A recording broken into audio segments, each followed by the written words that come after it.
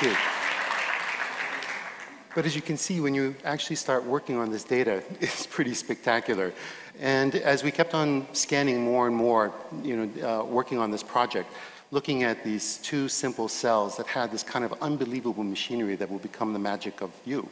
And as we kept on working on this data, looking at small clusters of the body, these little, pieces of tissue that were the trophoblast coming off of the blastocyst, all of a sudden burrowing itself into the side of the uterus, saying, I'm here to stay. All of a sudden having a conversation of communications of the estrogens, the progesterones, saying, I'm here to stay, plant me, building this incredible trilinear fetus that becomes within 44 days something that you can recognize, and then at 9 weeks is really like a kind of a little human being.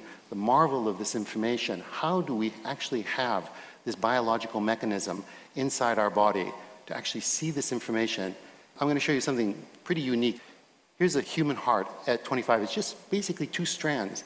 And like this magnificent origami, cells are developing at 1 million cells per second at 4 weeks as it's just folding on itself. Within 5 weeks, you can start to see the early atrium and the early ventricles.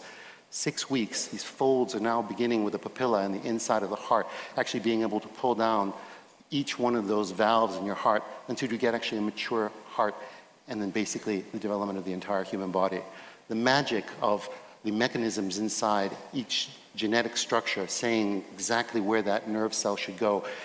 The complexity of these, the mathematical models on how these things are indeed done are beyond human comprehension. Even though I am a mathematician, I look at this with a marvel of how do these instruction sets not make these mistakes as they build what is us. It's a mystery, it's magic, it's divinity. I mean, then when you start to take a look at an adult life, take a look at this little tuft of capillaries. It's just a tiny substructure, microscopic, but basically by the time you're at 9 months and you've given birth, you have almost 60,000 miles of vessels inside your body.